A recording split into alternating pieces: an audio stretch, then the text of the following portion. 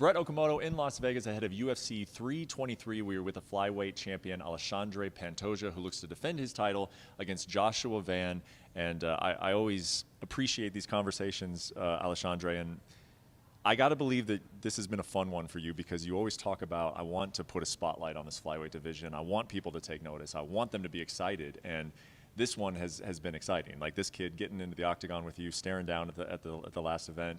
There seems to be a hype level to this that, kind of wasn't there in some of the previous ones.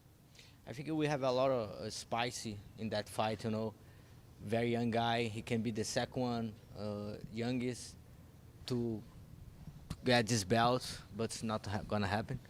And that's what you talk, That's what I want. Put the flyweight division in that situation, And I think we make it that. All the UFC fighters, flyweight division, make this division so entertainment right now, I think one of the more entertainment division in UFC right now.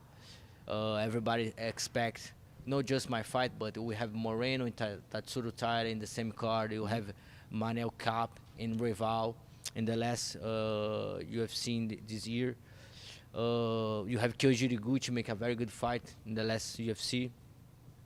And everybody start to talk more about the division, and I feel very happy and grateful to get this belt, What's it like for you with everything that you've accomplished, and you got this 24-year-old who is got all that confidence, and he's talking about knocking you out? Are you amused by it? Or do you take it very seriously? Like this is a dangerous sort of confidence that this kid has, or you being through everything that you've been through, what is kind of your reaction to that sort of confidence from a 24-year-old? I need to give a credit for Joshua Van, he moved with his family to America, living American dream right now. I see he buy a house for his mother, he have a very good history, and I see a lot of things he make and he talk like I talked before, he get this fight very serious. He don't have a game plan. He like to go to the octagon and discover what's happening, Mm-hmm. And I feel that. I feel that before, That's my mindset, And see someone very young and with this fire. This is a special kid, He have 24, but he know what he wants, Mm-hmm. And I know I have a very tough opponent, I don't want to think he's very young and I just go to the fight and it's just one more fight. No, he's someone come to UFC to get this belt. Maybe I make sure it's not right now, but he's someone can get this belt in the future. We know the hands are good. We talk about the hands. He's shown that. He's setting records in terms of significant strikes. What have you seen in terms of the takedown defense? Because obviously that's going to be dissected a lot. That's what we're kind of expecting out of you. Are you going to take him down? What have you seen in terms of his ability to keep a fight standing? Yeah, he the first time he got my attention when he fight with Ray. I forget his the last name. Is from Japan. He's a Japanese kid, very good wrestling kid, and he can he makes some takedowns, but Joshua won't get up, And then I start to realize that's a good fighter we have here in the flyweight division. But I'm very prepared for that, I can mix with combos, and that's when I go to the ground, And in some point with some opponents, I don't need to go to the ground to finish, Mm-hmm. I proved that before with Alex Perez, and but he make me he give me this motivation, very good boxing. He show very good skills, and of course, very good takedown defense, and that's so crazy because I think he just started to fight 5 years ago. Yeah, 5 years ago. To train, not just fight, but train 5 years ago. He's a special kid. A lot of things he can accomplish if he gets his belt. Second youngest guy to win the UFC belt. The first guy born in 2000. Mm-hmm. To have this chance to fight for the title, Yeah, I'm taking very serious this guy. For sure, yeah. We're just coming off of New York, where Islam Makhachev wins at welterweight, and he's saying I'm the #1 pound-for-pound fighter in the world. You're sharing this card with Merab Dvalishvili, who some people say is the best fighter in the world. You don't get mentioned in those conversations. Do you think you should be? And do you think that's possible for you? It just seems because maybe the flyweight division doesn't get as much of attention sometimes that maybe you're overlooked.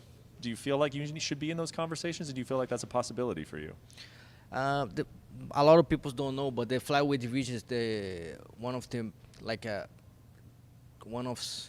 he not have so much time. He's one of the UFC just put flyweight division. One of the newer divisions, yeah. Yeah, exactly. And that's why the guys don't figure out that. But like I have a chance Saturday to prove I'm the best fighter of the world. That's what I want. I really want that. But in times like right now, I think for UFC fans, that's the best time for watch UFC. But to climb this ranked power for fighters is very hard because you have Zoltan Makhachev, you have Merab, you have Topuria, you have Chimaev, you have Alex Poitin Pereira, so many good fighters. In the same time, fighting UFC, you know, I think everybody understand that UFC fans can see that's the best time to UFC, you know, that's a new era to UFC. And I feel glad to be part of the top 5, but I want the number 1. Well, my last question for you, and this is just a topic of the week, is he has to catch up with Merab at some point, right? I mean, 4 fights in 12 months and then a second fight in 2 months. As the champion of your division, you know how hard that is, weight cutting, facing the top guy in and day out. What do you think about, I would like to just get your thoughts on what he's trying to do in the main event. Yeah, Merab's a beast, you know. A lot of people ask me, hey, why you not go to the bantamweight, challenge him and try to another belt? Because it's Merab, you know. That's the guy. He's a machine, you know. He's a very humble guy, and he worked very hard to get this position, you know. And I don't think he won't leave, you know. He wants to with this belt. He wants to make a lot of money with this position right now, and that's what he did, you know. And that's so nice because you have the flyweight and the bantamweight fighters very active in the UFC, you know. A lot of guys like to talk about the heavyweights, lightweights, but me, Merab, make a lot of good things right now, you know. More active fighters, champions fighters in UFC right now. When you have a lot of fighters don't want to fight, put the belts in the game, you know, but I think people need to realize more about Merab and more about Pantoja. Yep. The accomplishment we did, and who knows, you know. Of course, the second belt is something every fighter wants to. Everybody wants to be something different, you know. Everybody wants a second belt, third belt. But yeah, Merab he deserves everything he conquered, you know. He have a very tough fight. Peter Yan is a very dangerous fighter. And maybe it's the more challenger fight for him. But I have my fight now to thinking about too. Yeah, and maybe someday down the road we'll talk more about that fight. But for now, you guys both have very, very worthy challengers in front of you. I'm looking forward to it, man. Thank you so much for the time. Best of luck. Thank you very much.